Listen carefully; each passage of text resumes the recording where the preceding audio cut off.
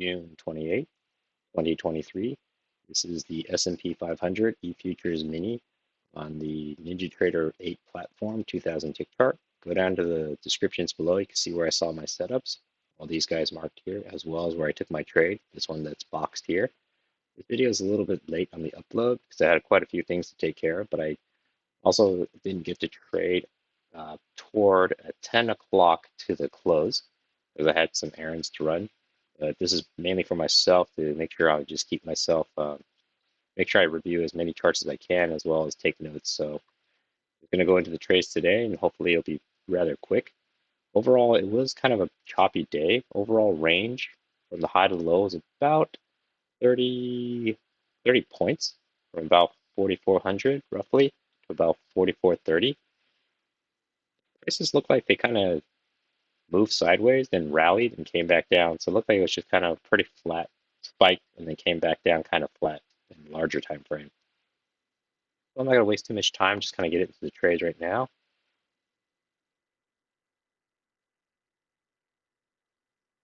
The pre-market looked like it was going to be in this trading range. There was no setups that I took just because I don't really trade the pre-market. So I'm going to go through this rather quickly. The first setup I saw was right here. I counted this as a new high. The first entry long here comes up, and actually it doesn't make a second entry long until it comes down here. But I also saw this as a new low, first entry short, second entry short.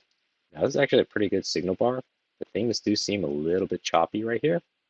So because this signal bar is right here, it did close below the EMA, and Fed Chair Powell was starting to speak. And other than the signal bar closing below the EMA, I wasn't really sure, so I didn't really trust the setup, so I skipped it. Because there's only two pieces of economic data that came out. Well, two things that might have moved the market. Fed Chair Powell is going to speak at 6:30, which is around right here, as well as 11:30 Pacific Standard. But it didn't really seem like he moved the market too much during his remarks. Now, then the second setup that I saw was actually right here. The new high, first entry long, second entry long. But there's also a new low here. The first entry short, second entry short, failure. I thought this was actually a good trade, and I actually missed this trade because this signal bar, first entry long, second entry long, is decent to go long. And I thought it was potentially going to go short on the second entry short from here, first entry short, second entry short, before I found out it's failed right here. So I actually thought when this price came down and I was chopping around, it was in this trading range, this smaller trading range, and I thought potentially when I saw this candle, it might actually be a second entry short that continued down. So I actually had a short order ready. It was down here, and I was thinking if it moved down, I might try to take a scalp from here down to here. When I saw it fail on this one, I tried to quickly cancel my order, reverse it, and place my order one tick above. Unfortunately, prices, when it reversed, it just kind of went away and never came back from me. So this is a very interesting setup. It was kind of tricky because this is a kind of trading range right here, and this larger pink one wasn't established yet. So I missed this trade, but that's okay. It was a little subtle and a little bit quick for me. But then prices continue to move. I do see a new low here. I saw these two measured legs. When I first saw it, I saw, okay, first entry long here, the potential second entry long here. Now, this potential setup right here is also a triple test, 1, 2, and 3.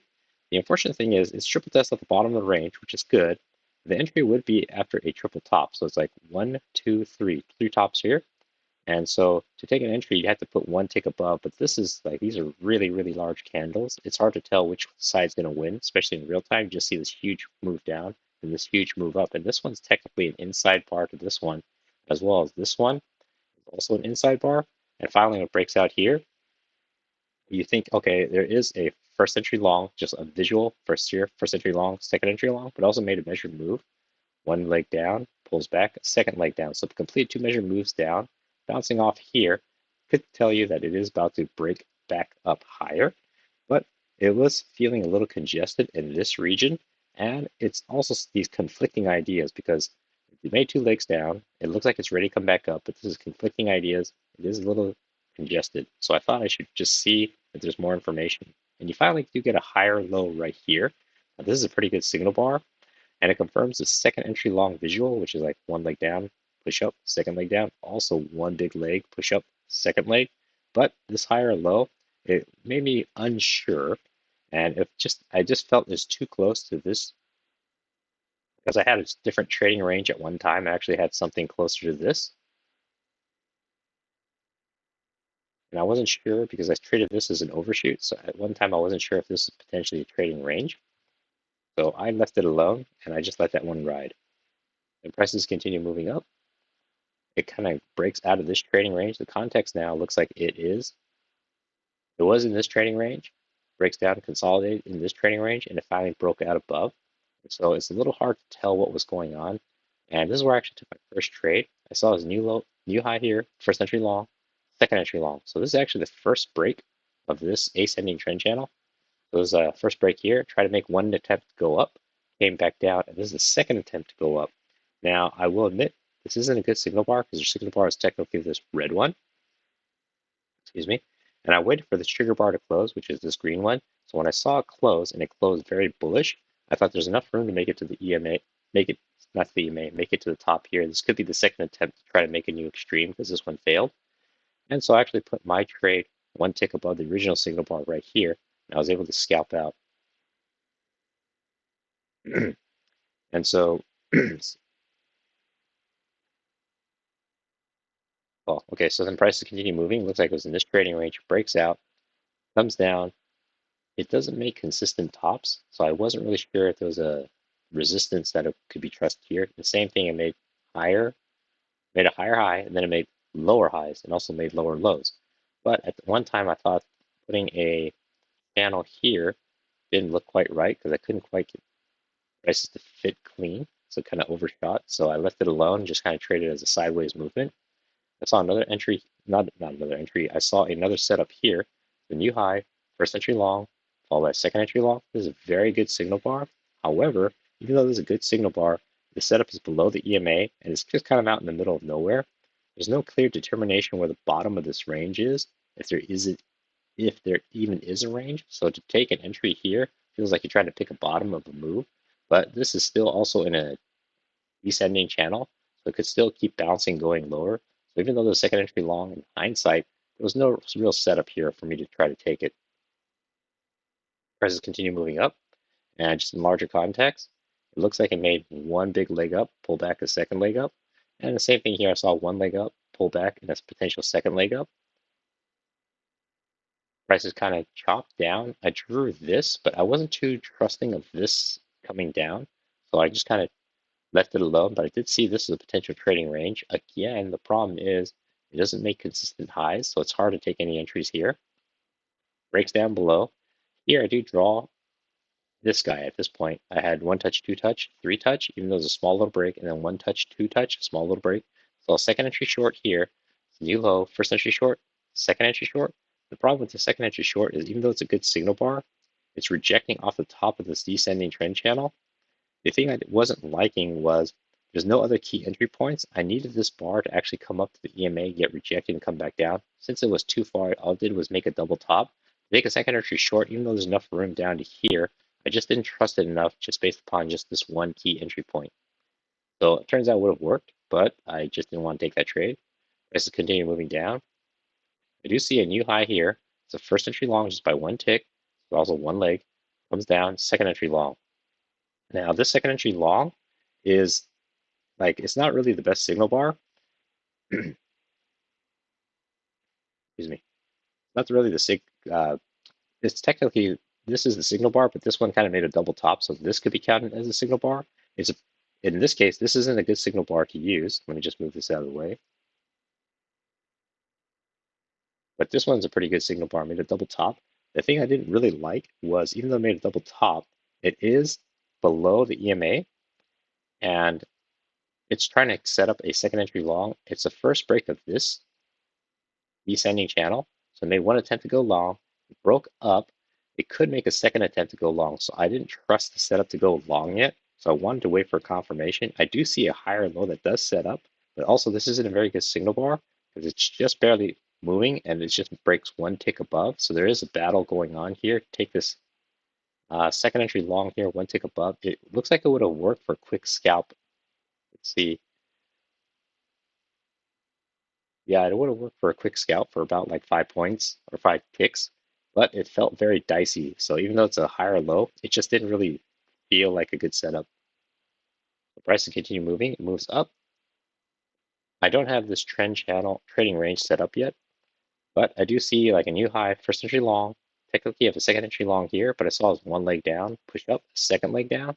But there was no good signal bar here to try to go long. You're below the EMA. It is kind of below the range. It's kind of in the middle of nowhere. So I just didn't feel like it was good to take a long or even think there might be a failure to take a short. So I just kind of left this setup alone.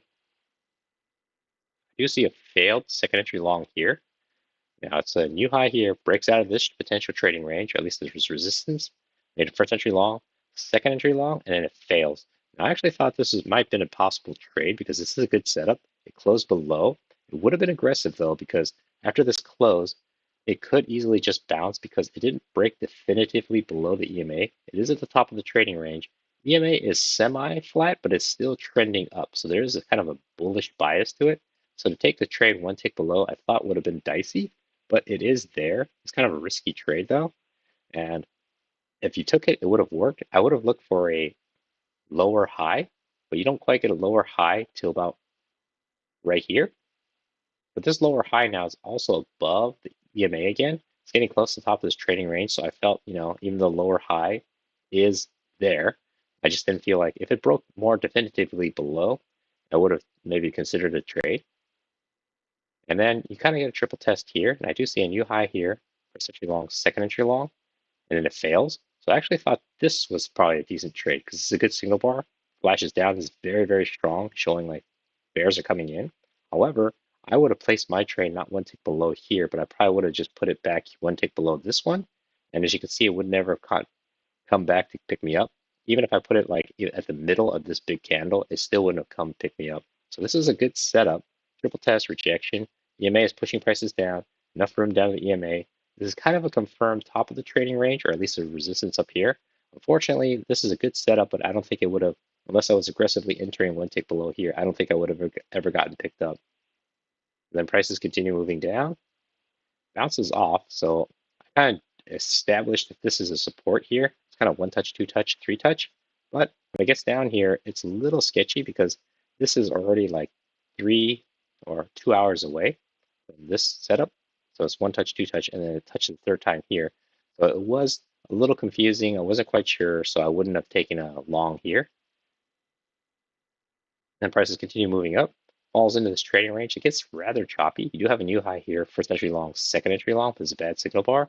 You have a new low here, first entry short, second entry short. Again, the signal bar is a little iffy. This is actually the signal bar, but then you get a double bottom here. And you can tell these two candles are about the same size. The highs and lows are the same. But this one actually closes a little bit more bearish. So there potentially is a trade here, but this is also only with 10 minutes left in the day. And I don't really want to take a trade like that unless it's super definitively decisive that's a good setup. This is just kind of iffy because the EMA is flattening out. And the prices just kind of go into the close. So kind of how I saw the trades today. I only took one trade. It was a winning trade. Other than that, it looked like I had to been pretty patient. I also wasn't able to trade after 10 o'clock, so I marked these after the fact. But I did try to treat the chart read and in real time, moving one bar at a time. So hopefully that was helpful.